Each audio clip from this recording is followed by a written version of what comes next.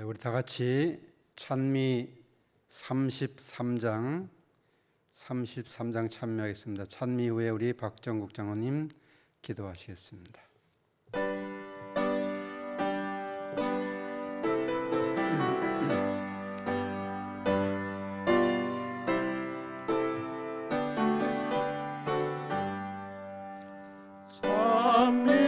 찬미 복 주신 구세주 예수 산과 들아 사랑을 전하라.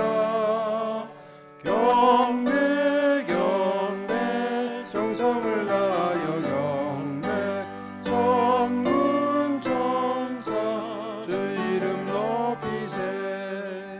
목자같이 우리를 지키시고 종일 품에 안아주시리니 찬미 높으신 예수를 찬미 영원히 부르세. 찬미 복 주신 구세주 예수 우리 대신 죽음 당하셨네. 구주 예수 우리에게 영생 주시니 경배 겸손히 절하세. 사랑 우리의 죄 지시니 한량 없는 깊으신 참사랑. 찬미 높으신 예수를 찬미 영원히 부르세. 찬미 복 주신 구세주 예수 노래소리 하늘을 울리네. 예수 구주 영원히 다스리시니 놀육관을 받들어 드리세. 우리 구주 세상을 이기시고 영광 중에 다시 오시리니 찬미 높으신 예수를 찬미 영원히 부르세.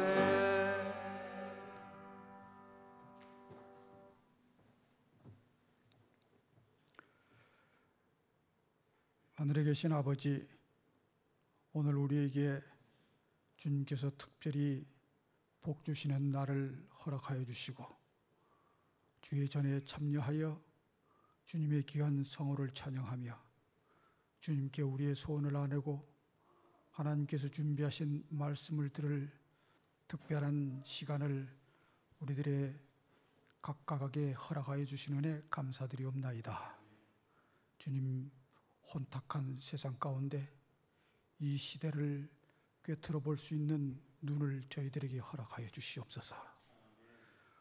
우리들의 영을 회복시켜 주셔서 하나님의 뜻이 이 시대에 무엇을 담고 있는지를 깨달아 알 수 있도록 명철을 허락하여 주시옵소서. 하나님, 우리들에게 지혜를 주시사 하나님의 뜻을 우리가 세상에 펼치며 지혜롭게 살아갈 수 있도록 우리의 소임과 하늘로부터 내려받은 사명을 잘 감당할 수 있도록 성령의 능력을 허락하여 주시옵소서. 우리가 무엇을 하며 어떻게 살며 어떤 길을 걸어야 할지 우리 그리스도인으로서 방향 감각을 잃지 않도록 특별히 이 시대에 우리 모든 교우들 한 사람 한 사람을 주의 각각에 맡겨진 천사로 함께 인도하여 주시옵소서. 주의 본향에 다 함께 가기를 원하오니 오늘 말씀으로 저희들 다시 무장하여 주시고 힘을 얻게 하여 주셔서 한 사람도 낙오되지 않고 모두 하늘에 들어갈 수 있도록 도와주시옵소서. 내내 주의 은총이 함께하여 주시옵기를 예수님의 이름으로 기도드리옵나이다. 아멘.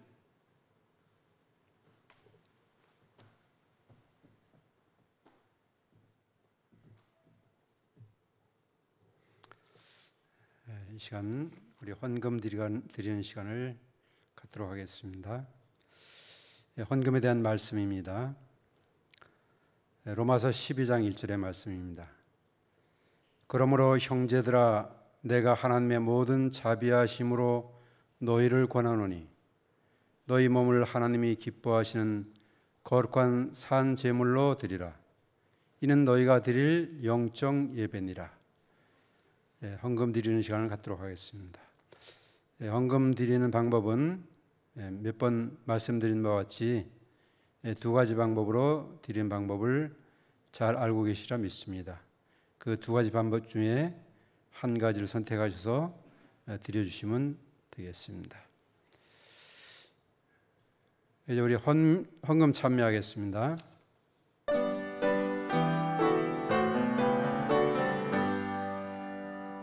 만국 근원 주 하나님 천하 사람 모두 찬송 만만 천사 음성 높여 성부 성자 성령 찬송 아멘.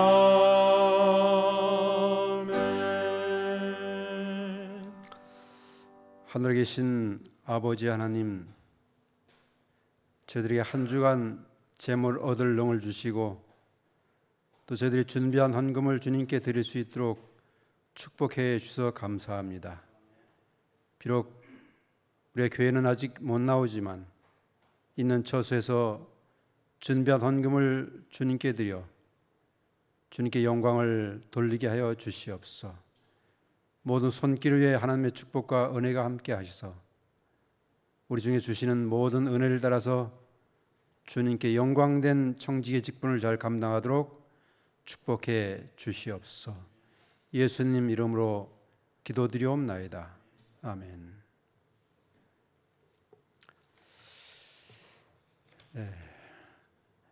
광고 말씀 드리겠습니다. 코로나로 인하여 우리가 지금까지 비대면 예배로 우리 영상으로 예배를 드렸습니다. 그러나 다음 13일 화요일부터는 우리 저녁 예배를 연합회 강당에 있는 우리 교회에서 드릴 예정이니까 그때 여러분들 참석해 주셔서 함께 예배에 동참해 주시면 감사하겠습니다. 10월 13일 화요일입니다. 저녁 예배부터 연합회 강당에서 예배 드리도록 하겠습니다. 이제 우리 이하람 어린이가 하나님께 특별한 찬양으로 영광을 돌리고 우리 담임 목사님이신 우리 박완정 목사님께서 말씀을 선포해 주시겠습니다.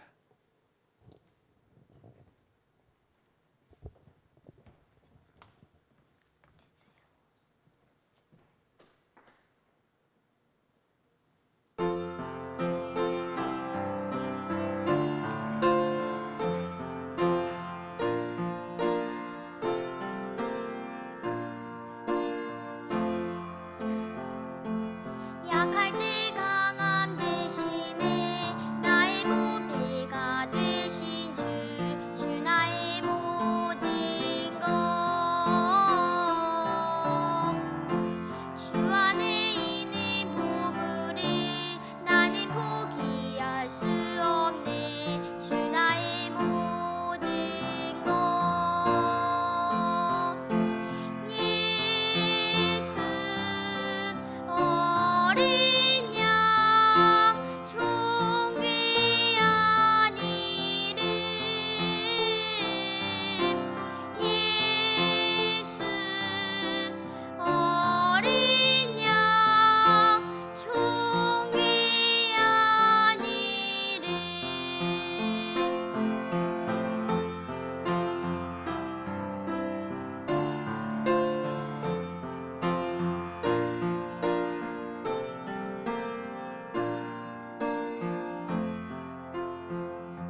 십자가 죄 사셨네.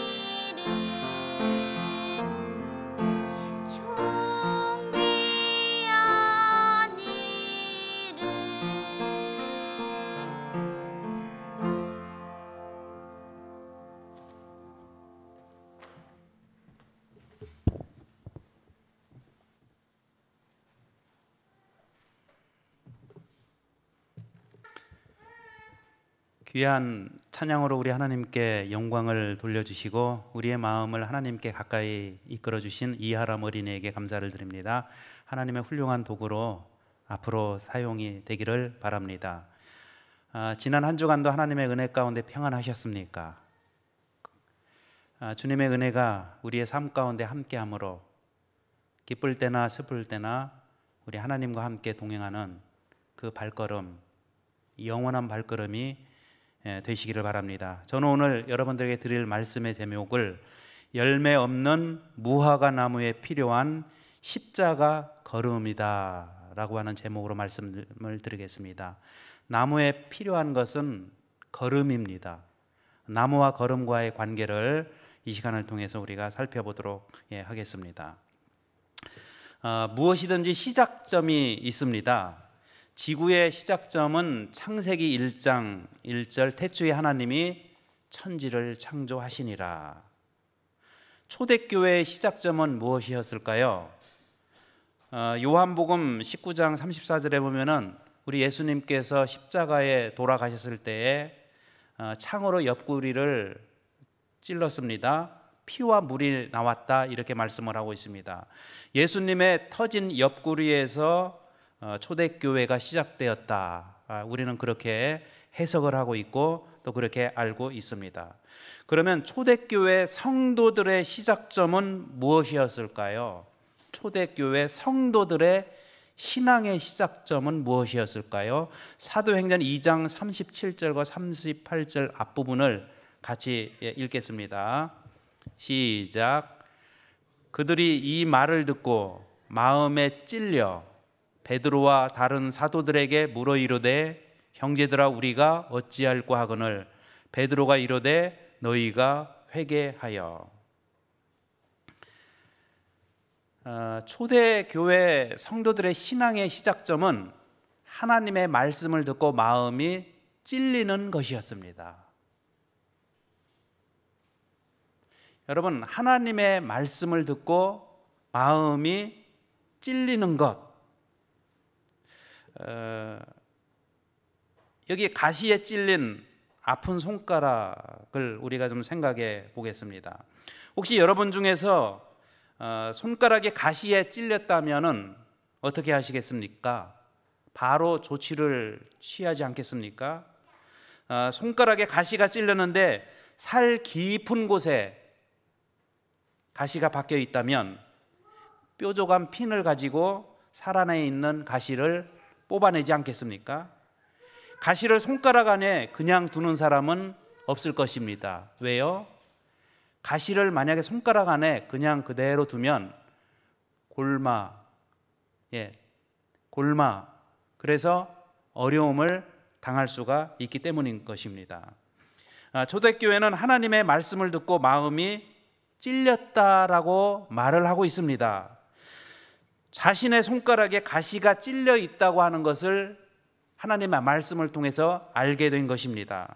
지금까지는 그 사실을 정확히 알지는 못했는데 하나님의 말씀을 듣고 나니까 자신이 가시에 찔려 있는, 정말 병들어 있는, 영적으로 병들어 있고 심적으로 문제가 있는 사람이라는 것을 하나님의 말씀을 듣고 알게 되었다고 하는 것입니다.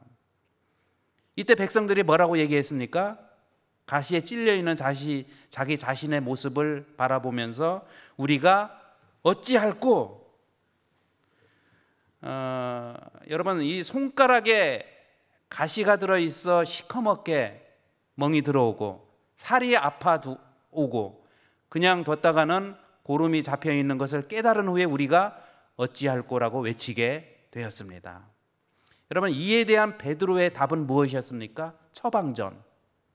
처방전은 회개하라는 것이었습니다. 이 마음의 찔림으로 시작된 초대교회 성도들은 회개하는 교회와 성도로 발전하게 됩니다. 마음에 찔리는 것이 없으면 회개할 수가 없습니다. 우리 예수님의 생애는 찔림의 생애였습니다. 이사야 53장 5절에 보면은 그가 찔림은 이렇게 말씀을 하고 있어요. 우리 예수님의 생애를 한마디로 요약하면은 찔림을 받는 생애였다고 하는 것입니다. 그런데 왜 찔렸어요? 우리의 허물 때문에 우리 예수님은 찔릴 수밖에 없었다. 그 예수님의 그 찔림에 관해서 글씨가 좀 작지만은 이거 다 읽을 수는 없고 요약해서 말씀을 드리면은 나를 위해서 흘리신 예수님의 피 6가지가 성경에는 나옵니다. 먼저 예수님께서는 이마에 땀이 떨어지는 핏방울 같이 피를 흘리며 기도를 하였다. 이마에 흐르는 땀방울의 피. 그 다음에 두 번째는 로마 병정의 채찍질로 말미암아 등에서 나고 있는 피. 세 번째는 가시 면류관에 찔려 흘리신 예수님의 피. 네 번째는 모세에 의해 못 박힌 손에서 흘리신 예수님의 피. 다섯 번째는 못 박힌 발에서 흘리는 예수님의 피. 그 다음에 마지막으로 여섯 번째는 예수님이 사망한 후에 로마 군병이 찌른 창에 의해서 흘리신 예수님의 피. 여러분, 예수님의 간절한 기도와 뾰족한 것들이 본문에 나와요. 여기 지금 6가지가 나옵니다. 채찍질. 여러분, 이 채찍에는 뾰족한 납들이 달려 있어요.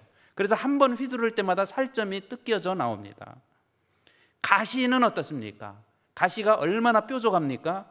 그 뾰족한 가시 면류관, 그 다음에 뾰족한 못, 뾰족한 창. 여러분, 예수님의 간절한 기도는 내적인 피 흘림을 얘기하는 것이고요.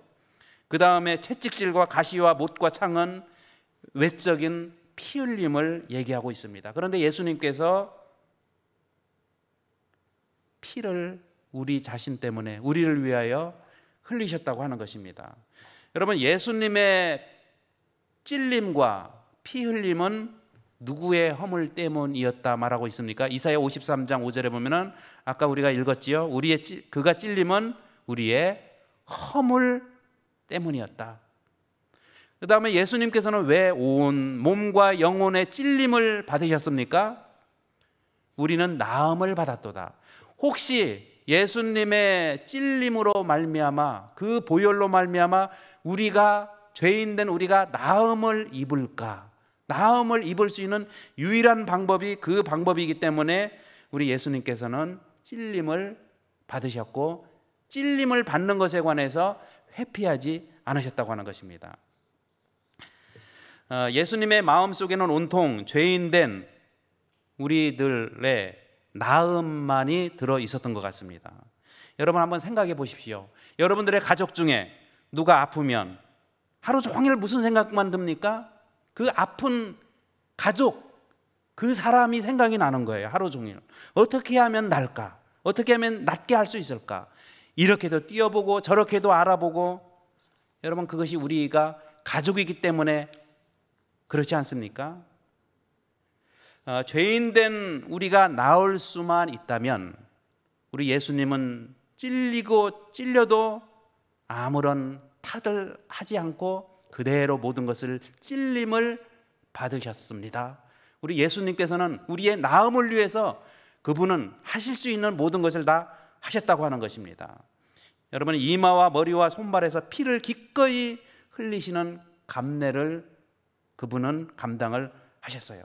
채찍에 맞아 피를 흘려도 참으셨습니다. 우리가 나을 수만 있다면, 나을 수 있는 유일한 방법이기 때문에, 처방전이기 때문에 예수님께서는 그렇게 할 수밖에 없었습니다. 여러분, 마음의 찔림을 받는 것은 아주 중요합니다. 마음이 찔려야 우리는 회개할 수가 있는 거예요. 그 마음의 찔림과 회개의 축복이 얼마나 클까요? 사도행전 3장 19절에 보면 같이 읽어보겠습니다. 시작. 그러므로 너희가 회개하고 돌이켜 너희 죄 없이함을 받으라. 이같이 하면 유쾌하게 되는 날이 주 앞으로부터 이를 것이요. 여러분, 우리가 찔림을 받고 회개를 하면은, 그래서 죄 없이함을 받으면 어떤 날이 다가옵니까? 유쾌하게 하는 날, 유쾌하게 하게 하는 날이 주 앞으로부터 우리에게 이르러 올 것이다. 마음의 찔림과 회개로 시작된 신앙은 유쾌하게 되는 날을 맞이하는 것으로 하나님께서 인도를 해주시겠다 말씀을 하고 있어요. 저는 말씀을 준비하면서 예수님 당시 회개하기 전에 성전과 종들의 상태를 생각해 봤어요. 여러분, 성전은요, 찔림을 받기 전에는, 회개하기 전에는 타락해 있었습니다. 마태복음 21장 13절에 보면 너희는 강도의 소굴을 만들었다 이렇게 말씀을 하고 있어요.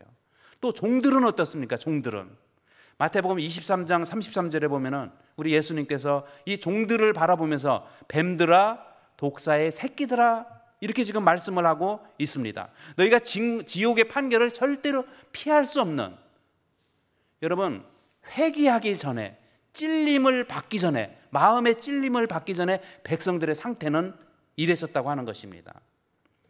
교회의 상태가 그랬다고 하는 것입니다. 여러분, 만약에 저와 여러분들도 마음에 찔림이 없는 신앙생활을 하거나 또 회개하지 않는 그러한 모습의 교회로 살아간다면 우리의 교회도 강도의 소굴과 다를 바가 없다라고 하는 것입니다. 그리고 우리는 독사의 새끼들과 다를 바가 없다고 하는 것이에요.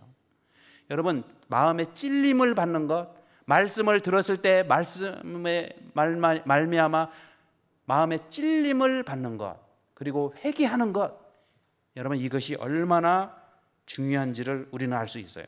여러분, 초대교회 때만 이랬을까요? 예수님 당시만 이랬을까요? 재림의 때에 어떤 상태가 될 것이라고 예언되어 있을까요? 누가복음 18장 8절에 보면 인자가 올 때에 세상에서 믿음을 보겠느냐. 또 마태복음 25장 5절에 보면 신랑이 더디오므로 다 졸며 잘세. 요한계시록 3장 15절 16절에 보면 내가 내 행위를 아노니 내가 차지도 아니하고 더웁지도 아니하도다. 내가 차든지 더웁든지 하기를 원하노라. 내가 이같이 미지근하여 더웁지도 아니하고 차지도 아니하니 내 입에서 너를 토하여 내치리라. 지금 제가 읽어드린 이 세 가지 성경절은요, 요약하면은 이렇습니다. 에베소서 4장 19절, 그들이 감각 없는 자가 되어. 여러분, 뭐가 없는 자요? 예수님이 다가오시는 그 발걸음에 관해서 감각 없는 자로, 본인이 지금 뜨거운지 차가운지 미지근한지 감각이 없는 자로. 감각. 여러분, 영적 감각이 둔하여지는 성도들의 모습이 지금 나타나고 있어요. 사람이 신경이 죽으면 감각이 둔하여지고 감각이 없어지게 됩니다. 여러분, 우리가 이가 아파서 병원에 갑니다. 신경 치료를 받습니다. 때로는 너무 아파서 신경을 끊어 놓을 때가 있어요. 그러면은 이가 아프지를 않습니다. 아픈 것을 느끼지를 못해요. 아무리 어떤 것을 씹어도 신경을 끊어 놓으면은 아픈 것을 느끼지를 못하는 거예요. 여러분, 마지막 시대에 사람들이, 어떤 사람들이 많아요? 감각 없는 자가 되어서 살아가는 자가 많다라고 하는 것입니다. 그것이 죄인지, 그것이 옳은 건지, 이것이 잘못됐는지 거기에 대해서 감각이 없는 상태에서 살아가는 성도들이 되지 않기를 오늘 주님께서 바라고 계십니다. 저는 우리 사랑하는 성도 여러분들이 정말 감각 없는 자가 되지 않도록 하나님께서 우리의 신경을 말씀을 통해서 회복시켜 주시기를 바랍니다. 여러분, 말씀을 통해서 찔림을 받고 회개하고, 이것은 어떤 상태입니까? 감각이 살아있다는 얘기예요. 신경이 살아있다고 하는 것입니다. 그런데 무슨 말씀을 해도 여러분, 우리가 듣지 않는 자가 되거나 무시하는 자들이 된다면 우리는 감각 없는 자로 살아갈 수 있다, 이렇게 말씀을 하고 있어요. 여러분, 이런 감각 없는 교회, 감각 없는 신앙이 계속되면은 이 교회는 어떻게 될까요? 요한계시록 6장 13절을 다 같이 읽어보겠습니다. 이 감각이 없는 것에 관해서 이렇게 설명을 하고 있어요. 시작. 무화과 나무가 대풍에 흔들려 설익은 열매가 떨어지는 것 같이 땅에 떨어지며. 여러분, 감각이 없는 성도와 감각이 없는 죄인, 이 모습을 성경에서는 설익은 열매다, 이렇게 익지를 않았다는 것입니다. 완전히 익어야 되는데 익지 않은 성도로, 그렇다고 아니지는 않아요. 기기는 긴데 익지를 않아요. 여러분, 이렇게 익지 않는 설익은 열매는 대풍에 흔들려서 땅에 떨어질 것이다. 이렇게 말씀을 하고 있습니다. 사랑하는 성도 여러분, 이제 머지않아 대풍이 불어올 것입니다. 이때는 우리가 설익은 열매가 되지 않아야 됩니다. 설익은 열매로 만약에 오늘 우리가 살아가고 있다면 우리는 땅에 떨어지는 자들로 그렇게 마지막 운명을 맞이하게 될 거예요. 우리 하나님께서 여러분 영양분을 충분히 공급받으면 잘 떨어지지가 않습니다. 이렇게 단단하게 붙어 있어요. 그러나 설익거나 또 영양분이 부족하면 대풍에 바람에 견뎌내지 못하고 떨어지는 경우가 많이 있습니다. 우리 하나님께서 귀한 은혜를 베풀어 주셔서 우리 마음의 찔림을 통하여 말씀을 통하여 사람이 아닙니다. 누구의 어떤 사람의 말이 아니라 하나님의 말씀을 통해서 찔림을 받고 회개하고 더 나아가서 감각을 회복하고 설익은 열매가 아니라 정말 잘 익은 열매로 그렇게 살다가 우리가 예수님을 맞이해야 되지 않겠습니까? 그런 귀한 성도들이 되시기를 간절히 바랍니다. 여기 설익은 과일이 있습니다. 그리고 설익은 밥이 있어요. 제가 그 인터넷에 설익은 밥을 맛있게 익히는 방법이 뭔가를 한번 찾아봤어요. 그 인터넷에는 이렇게 나와 있어요. 밥이 골고루 익지 않았을 때는 술을 이용하면 고슬고슬한 잘 익은 밥이 된다고 합니다. 이게 무슨 말씀이냐면은 이 설익은 밥 여기저기에 젓가락으로 구멍을 이렇게 뚫는다고 합니다. 그리고 그 구멍에 이 청주를 조금 뿌리고 취사 버튼을 다시 누르면, 그리고 약한 불에서 5분 정도 이렇게 두면은 고슬고슬한 밥으로 바뀐다는 거예요. 저는 이 설익은 밥을 생각을 하면서 어떻게 하면 우리가 설익은 성도가 아니라 잘 익은 성도가 될까를 생각해 봤어요. 여러분, 잘 익은 성도가 되려면요, 설익은 우리의 마음 가운데 구멍이 생겨야 됩니다. 뭔가 이렇게 구멍이 생겨야 돼요. 이 구멍이 생긴다는 것은 뭔가를 이렇게 받아들일 수 있는, 외부의 뭔가를 받아들일 수 있는 그런 시간들이 필요하다는 것입니다. 그래서 여러분, 설익은 밥에게 있어서 이 젓가락으로 뚫는 구멍은요, 저주가 아니라 잘 익도록 하는 축복이 된다고 하는 것입니다. 여러분, 우리가 예수님 오시기 직전에 잘 익은 성도로 예수님을 맞이해야 되지 않겠어요? 그러나 때로는 그냥 익지를 않아요. 잘 익지를 않아요. 그러면 하나님께서는 때로는 우리의 마음 가운데 구멍이 뚫리기도 하시고, 그리고 그 구멍에 뚫린 구멍에 밥에는 청주를 넣지만은 우리 성도들의 마음에는 예수 그리스도의 보혈의 은혜를 집어넣고, 그리고 취사 버튼을 다시 누르면은 다시 시작을 해야 됩니다. 우리의 신앙을 다시 시작하는 마음으로 다시 버튼을 누르면, 시작 버튼을 누르면 여러분, 우리는 정말 잘 익은 상태에서 예수님을 맞이하게 될 것입니다. 그러한 성도들로 변화가 되시는 우리 성도들이 되시기를 바랍니다. 여기 설익은 성도들의 모습을 제가 성경에서 여러 모습들이 있는데 세 가지만 살펴보겠습니다. 첫 번째는 생각의 죄입니다. 그 노아 홍수 때는 마음으로 생각하는 모든 계획이 다 악했다고 했어요. 이게 설익은 과일이죠. 과일과 같죠.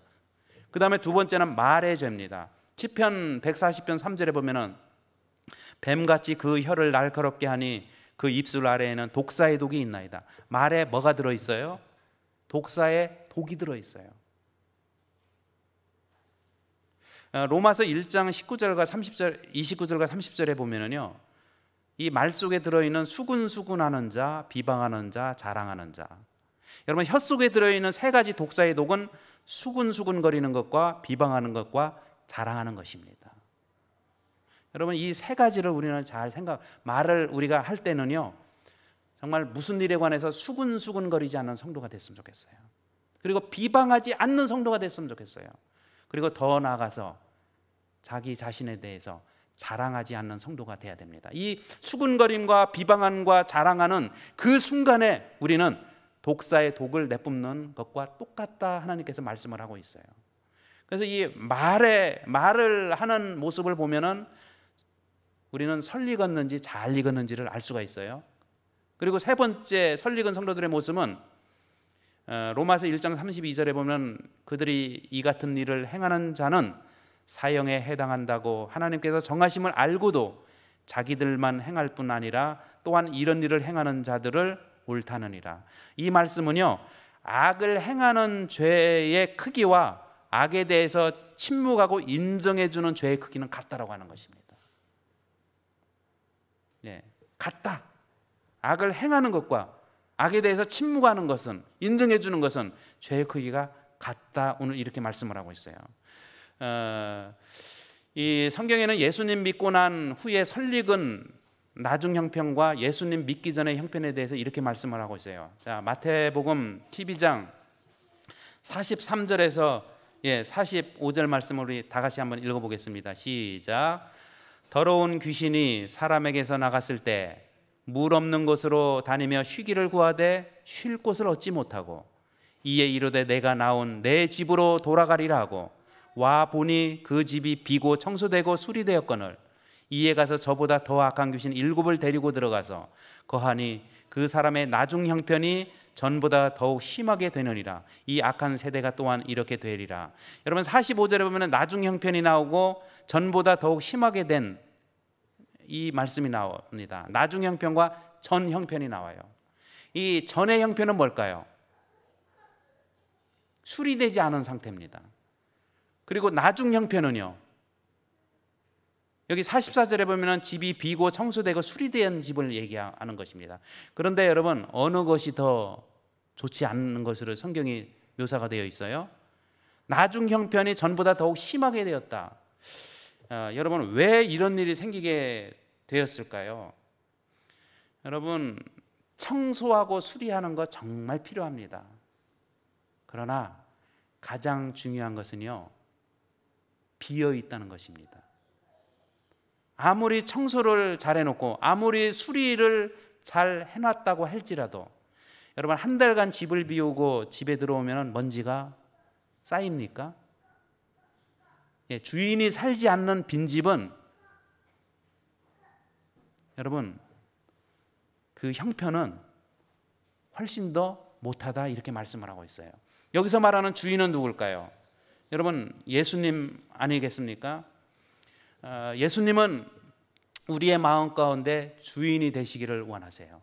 만약에 한순간이라도 우리의 마음 가운데서 예수님이 떠나 계시면, 빈집이 되면은 예수님 믿기 전보다 훨씬 더 못한 그러한 상태가 될 수 있다라고 말씀을 하고 있는 것입니다.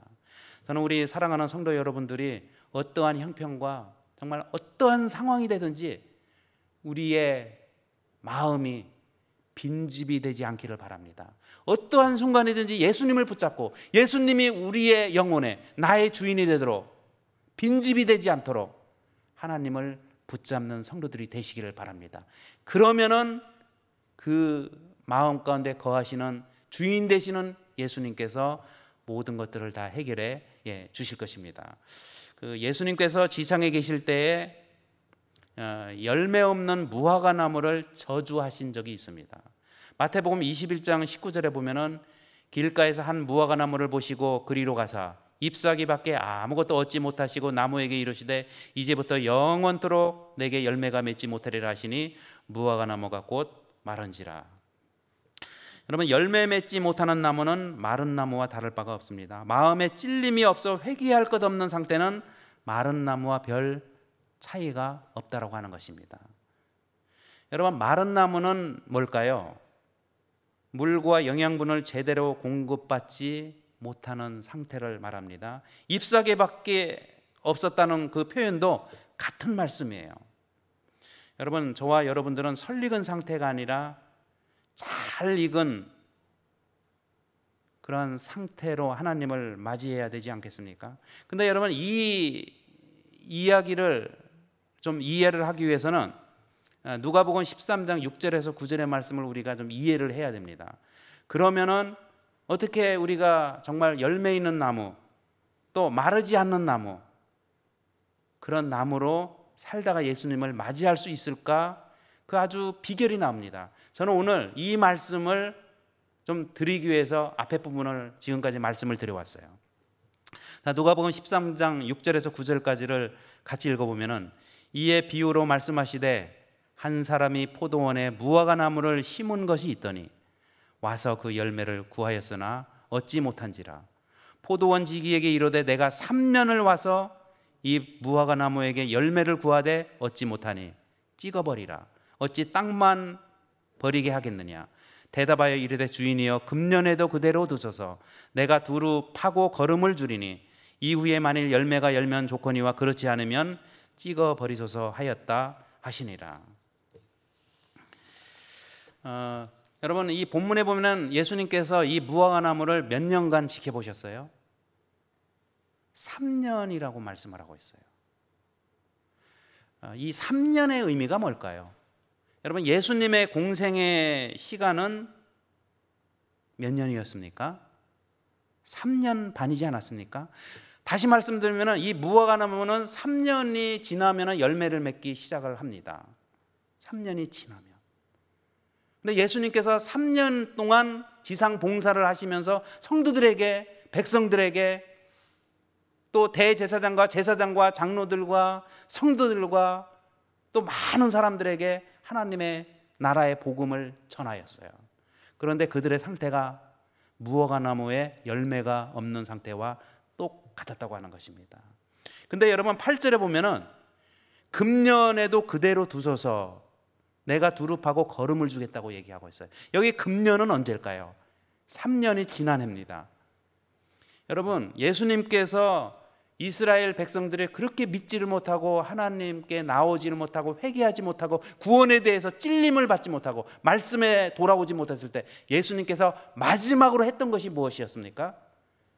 마지막, 그분은 십자가에 돌아가시는 거였어요. 여러분, 금년에도 그대로 둬서 내가 두루 파고 거름을 주겠다고 하는 이 거름이 뭘까요? 이 열매 없는 무화과 나무를 향해서 주인이 할 수 있는, 품꾼이 할 수 있는, 과수원 지기가 할 수 있는 마지막 일이 무엇이었을까요? 땅을 파고 거름을 주는 것인데, 이 거름을 주는 것이 예수님의 십자가를 의미를 하고 있는 것입니다. 열매 없는 너를 위해서 내가 할 수 있는 최후의 수단은 십자가다. 여러분, 이 십자가를 경험하면 너희가 열매 있는 자가 될 것이다.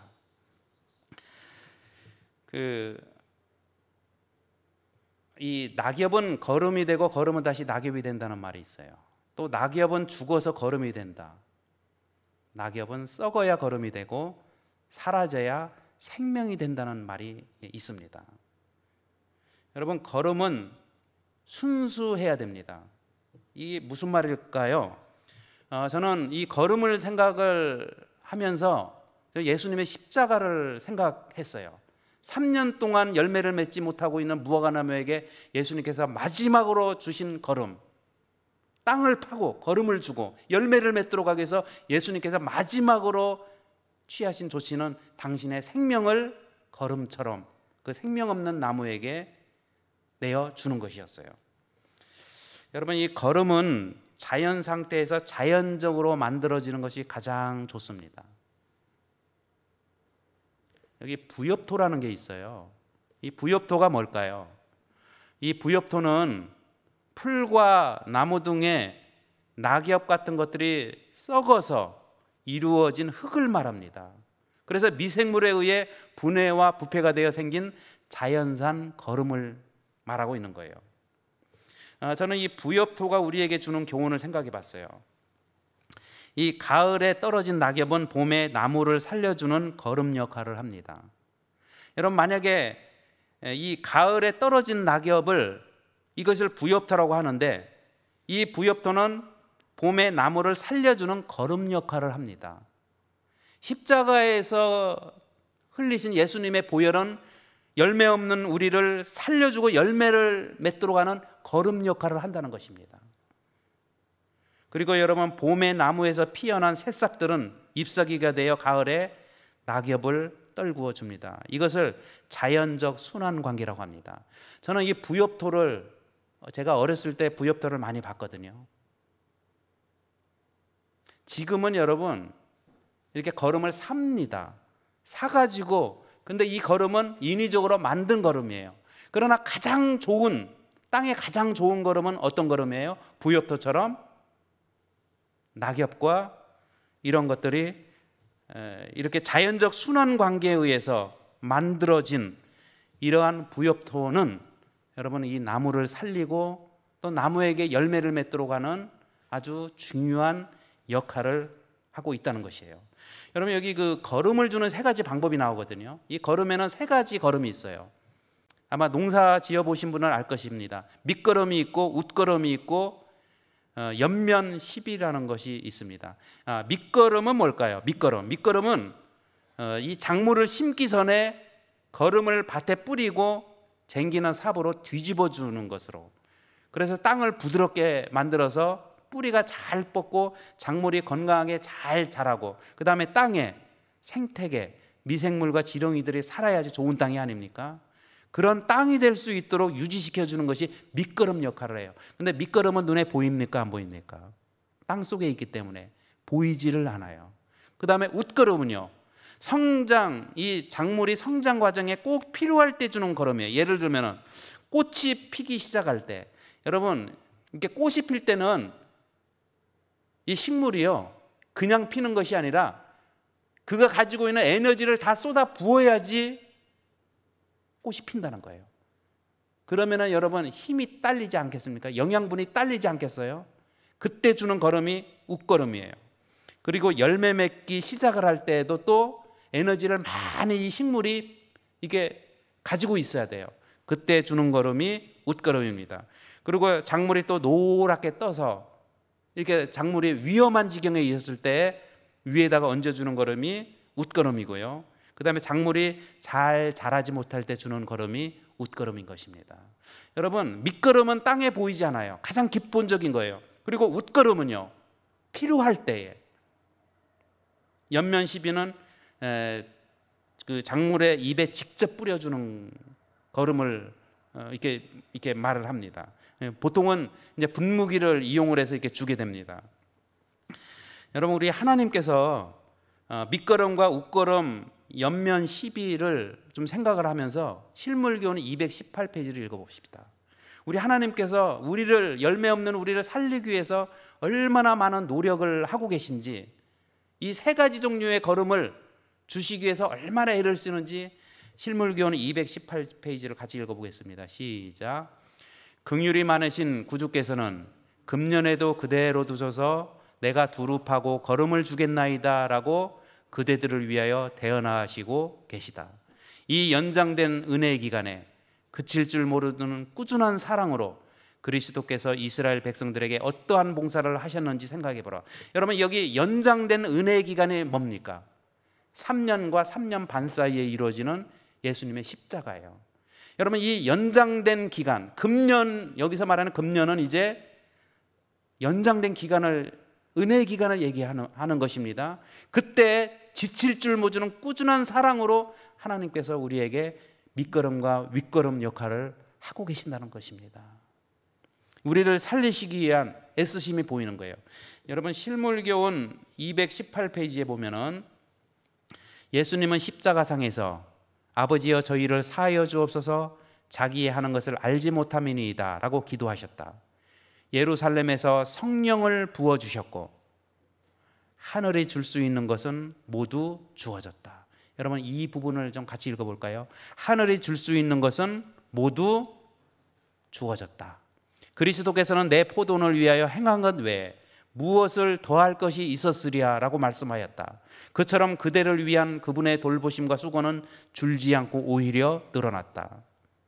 여러분 언제 가장 많은 걸음을, 윗걸음과 밑걸음과 그것을 줬다는 것입니까? 가장 필요할 때. 여러분 예수님께서는 그 열매가 없을 때, 힘들어할 때에 당신의 돌보심과 수고를 줄이지 않고 오히려 늘려서, 그 걸음의 양을 늘려서 가장 좋은 걸음을 우리의 삶 가운데 꺼내어 주셔서 우리를 살려내시는 분이 하나님이십니다. 여기 또 이렇게 말씀하고 있어요.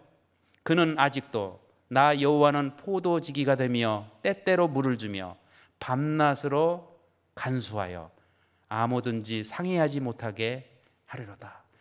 여러분, 아무든지 상해하지 못하도록 밤낮으로 간수하고 계시는 분이 하나님이시라는 거예요. 비록 열매 없는 것처럼 보일지라도 마지막으로 예수님께서 할 수 있는 최후의 걸음은 뭐였어요? 윗걸음과 밑걸음은 예수님 당신의 십자가의 보혈의 걸음이었어요. 그러면서 이것을 통해서 네가 견디어내야 된다, 자라내야 된다.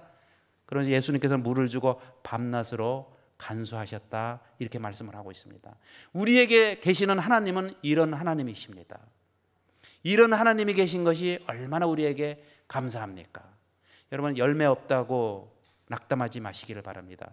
열매가 없을 때 하나님께서는 가장 필요한, 가장 강력한 예수 그리스도의 십자가의 밑거름과 윗거름을 우리의 삶 가운데 베풀어 주실 것입니다. 그러나 여러분, 염려하지 마시고 우리 포도원 지기와 주인이 되시는 예수님께 우리의 삶을 맡겨야 되지 않겠습니까? 그러면 주님께서 해결해 주시지 않겠습니까? 여기 교회 증언 5권 240페이지에 읽어보겠습니다. 시작. 그분께서는 의의 열매가 맺도록 지극한 관심으로 걸음을 주고 그것을 키우셨다. 여러분, 의의 열매가 맺도록 주님께서 원하시는 것은 의의 열매입니다. 의의 열매가 맺도록 지극한 관심으로 걸음을 주고 그것을 키우셨다, 이렇게 말씀을 하고 있어요. 오늘도 여러분, 의가 없고 의의 열매가 없는 우리를 향해서 예수님께서는 지극한 관심으로 윗걸음과 밑걸음을 주시며 우리를 키우고 계시는 분이 하나님이십니다. 증언보감 2권 81페이지 읽겠습니다. 여러분, 예수님께서 열매 없는 무화과나무를 어떤 손길로 대했을까요? 여러분, 막 거칠게 대했을까요? 쓸모없는 것처럼 대했을까요? 읽어보겠습니다. 시작. 그분은 가장 부드러운 보호의 손길로 걸음을 주었다. 어떤 나무를 향해서요? 열매 없는 무화과나무. 그 6개월 그 십자가의 밑거름, 윗거름, 여러분, 가장 부드러운 보호의 손길로. 혹시 이거 누가 꺾으면 어떻게 될까? 꺾여지면 어떻게 될까? 혹시 신앙이 이런 일로 인해서 꺾이면 어떻게 될까? 신앙의 줄을 놓으면 어떻게 될까? 열매 없다고 스스로 망가지면 어떻게 될까? 모든 것을 포기하면 어떻게 될까? 여러분, 이러한 것을 생각하시며 우리 예수님께서는요, 가장 부드러운 보호의 손길로 걸음을 주고 계십니다. 그냥 걸음을 줄 때요, 그냥 이렇게 걸음을 던져서 주는 것이 아니라 나무를 한번 만져보시고 걸음을 주시고 또 한번 만져보시고 사랑의 눈길로 바라보시며 걸음을 주시는 분이 하나님이십니다. 우리에 대한 하나님의 사랑이 이런 사랑이라는 것을 우리 성도들은 꼭 기억하시기를 바랍니다. 여기 이제 오늘 제가 말씀을 마치면서 열매 없는 무화과나무와 열매 있는 무화과나무를 제가 이렇게 여러분들에게 그림으로 보여드립니다. 여러분, 열매 없는 무화과나무에 가장 필요한 것은 십자가의 걸음입니다. 이 사실을 잊지 않는 성도들이 되시기를 바랍니다. 내가 좀 없는 것 같아요. 부족한 것 같아요. 그러면 십자가 걸음, 십자가 밑으로 가십시오. 그러면 하나님의 십자가가 우리를 살리고 우리를 건강하게 하는 걸음 역할을 해 주실 것입니다. 최고의 걸음은 십자가 보혈과 성령 하나님의 부어주심이라는 것을 잊지 않는 성도들이 되시기를 바랍니다. 저는 이제 오늘 말씀의 제목을 열매 없는 무화과나무에 필요한 십자가 걸음에 대해서 말씀을 드렸습니다. 여러분, 예수님의 이러한 모습을 생각하며 정말 하나님의 은혜 가운데서 우리가 열매 있는 그런 무화과나무로 성장해 나가기를 바라며 말씀을 마치겠습니다.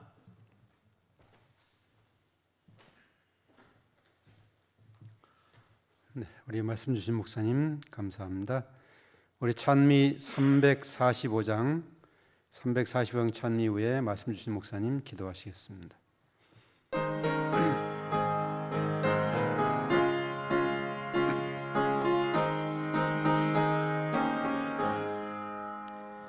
우리 구주 십자가의 보혈로 너의 죄 씻음을 받았나.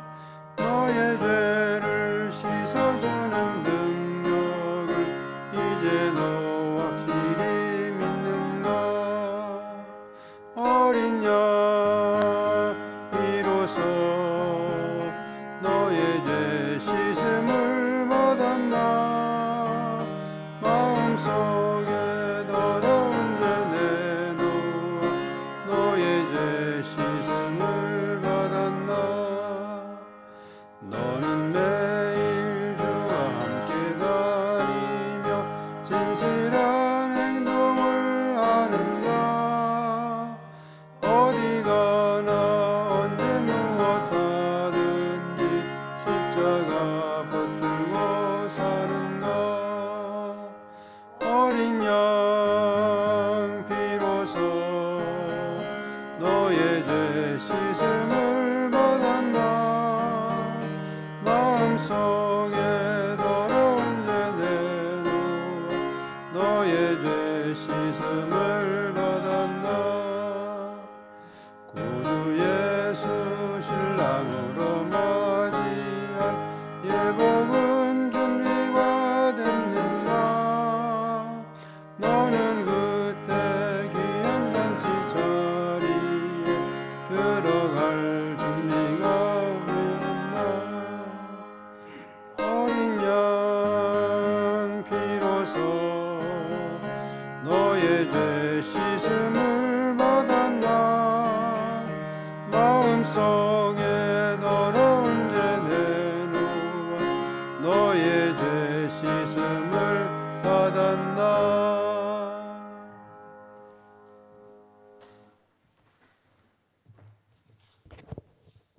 하나님 아버지, 열매 없는 무화과 나무와 같은 저희들에게 필요한 것은 십자가 걸음임을 알게 하여 주셔서 감사합니다. 또 성령 하나님의 부어주심의 걸음인 것을 다시 한번 깨닫게 하여 주셔서 감사합니다. 우리의 삶에 보이지 않는 밑거름이 되어 주시고 또 윗거름임도 되어 주셔서 우리의 삶이 열매 없는 무화과 나무가 아니라 또 설익은 무화과 나무가 아니라 잘 익은 무화과 나무 같은 성도로 살아갈 수 있도록 도와주시옵소서. 예수님의 이름으로 간절히 기도드립니다. 아멘.